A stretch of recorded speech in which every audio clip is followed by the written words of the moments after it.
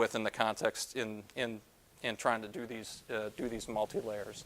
So here's an Auger profile. The intended composition here was 100 nanometers of MgB2 on 10 nanometers of boron on, I think this is one of the baked niobium substrates. So it's a simple two-layer. It was intended to be a simple two-layer material, but you can see that that's not what we got. What we end up seeing is the thin surface oxide layer, of course, which is due to reaction with air. So it's a surface oxide, and you're going to see that anytime you're transferring samples through air.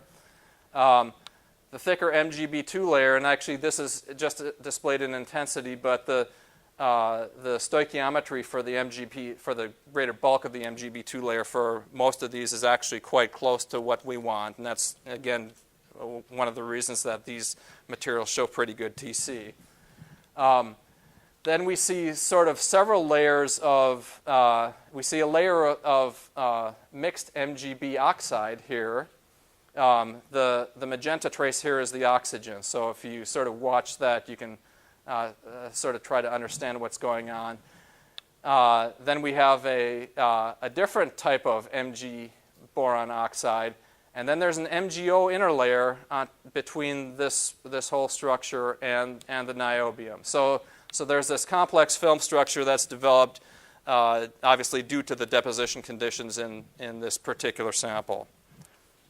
And again, the reason I'm showing these things is because I'm trying to point out that there's sort of a lot of material science issues associated with making very coherent types of structures here. It's not, we aren't magically going to get things perfectly the first time. There's lots of things that we're going to have to deal with, like things like this. This particular one, and I show this one because this one also has this issue with the Mg oxide. This particular one is a very thick, basically a micron MgB2 on a niobium substrate. This one's actually shown in atomic concentration. Stoichiometry is quite good, but again we see a relatively thick Mg oxide at the interface. Again, this was the reactive sequential co-deposition method, and I think these were deposited at 570 C. Is that right, Tsuyoshi? 550 C. So at some level, the temperatures are relatively high.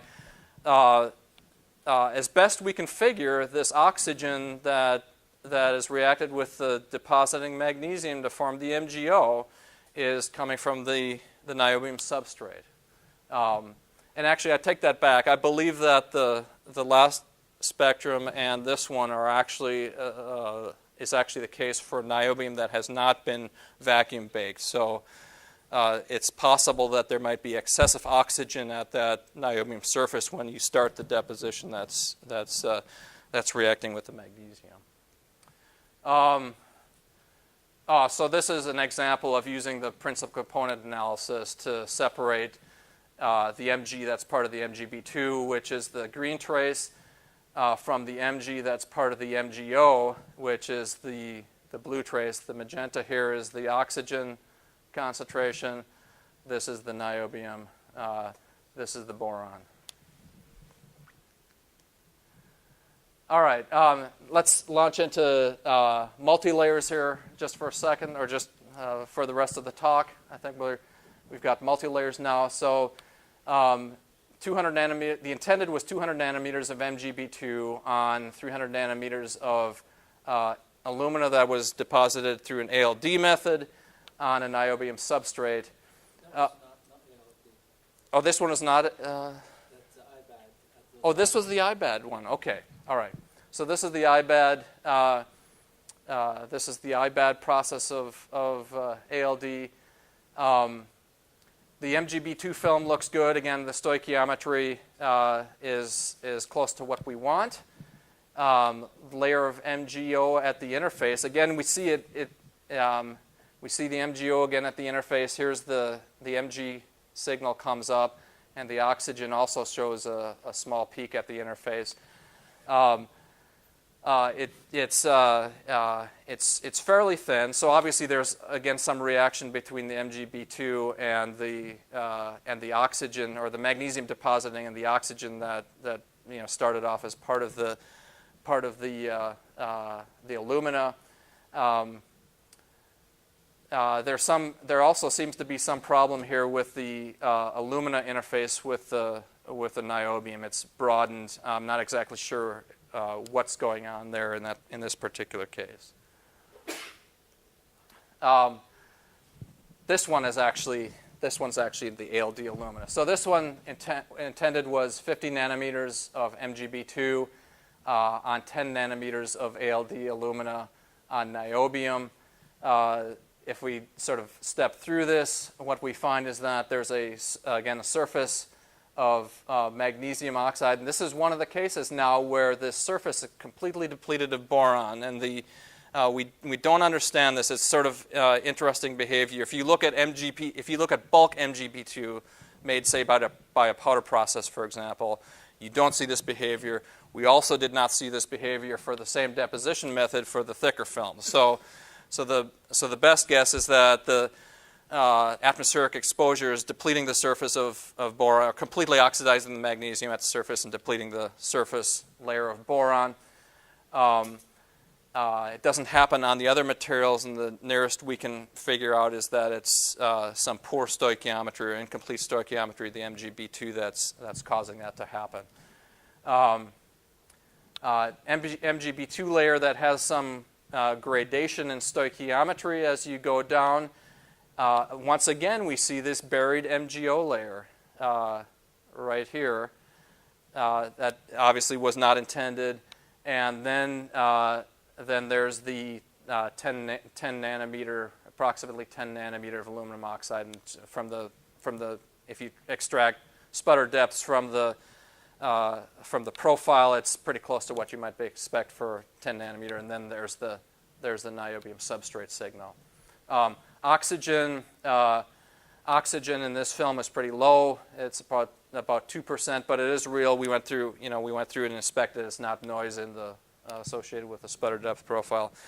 But again, it's this complicated structure with the formation of MgO, which actually is not stoichiometric, will need to be dealt with in the context of making nice coherent materials. All right, so let's see. Oh, so what I'm showing here now is that it's basically the same process, except in this particular case, it's got atomic layer deposition of 10 nanometers of MgO.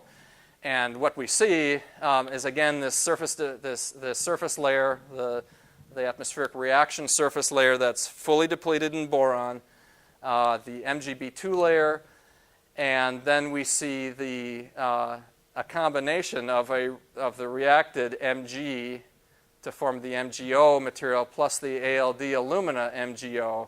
And obviously it's ambiguous because they're the same material or similar material. But you can tell that the thickness now is not 10 nanometers of MgO from the ALD. We've ripened that by reaction of the Mg that should have been associated with the MgB2.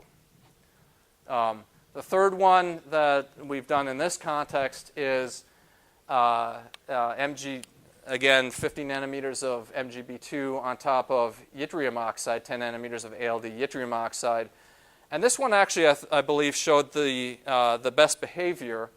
We again see a little bit of buried MgO.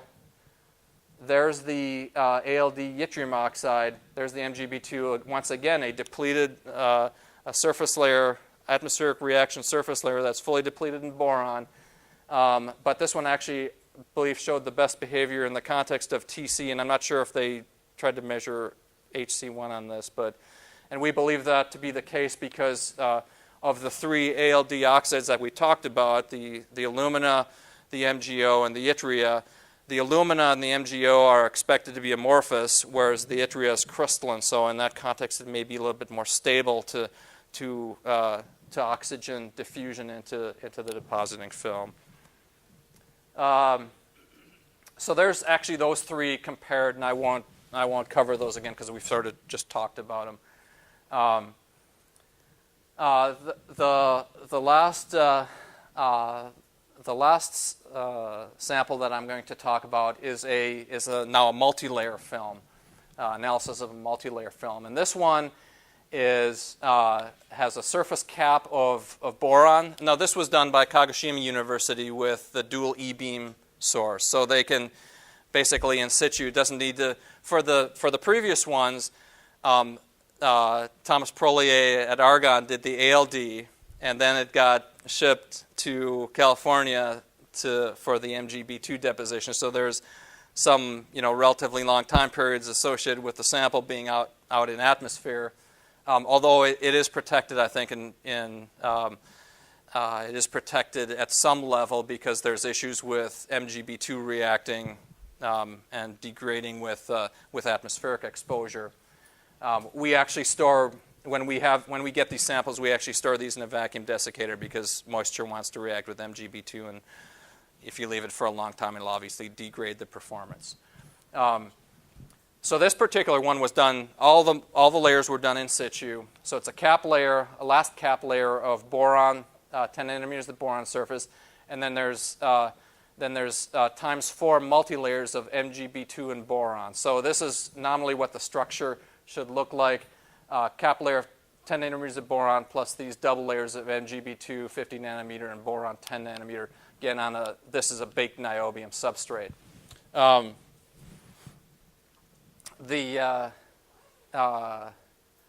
If we look at the very surface now, without any sputtering in this particular case, we should nominally see pure boron. But it turns out we also see a little bit of magnesium signal through there.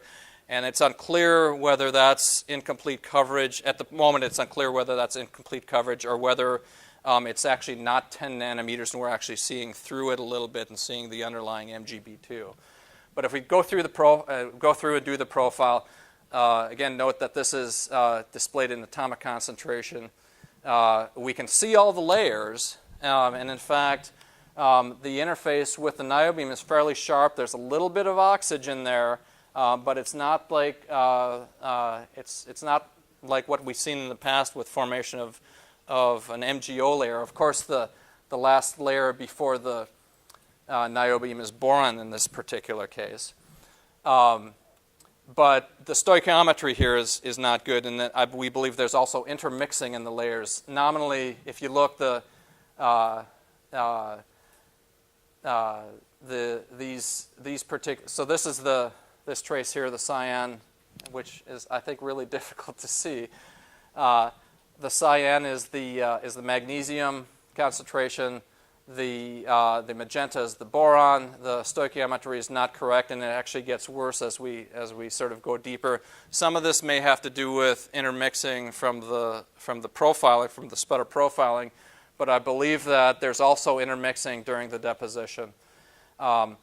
Also, for the boron layers, you can tell that the magnesium doesn't go down to 0 concentration. And again, some of that may be due to intermixing during the sputter profiling, but I believe that that would actually be more severe as you sputtered deeper into the material. But I believe that this is primarily due to intermixing during the deposition. So these are, again, some issues that we'll have to deal with.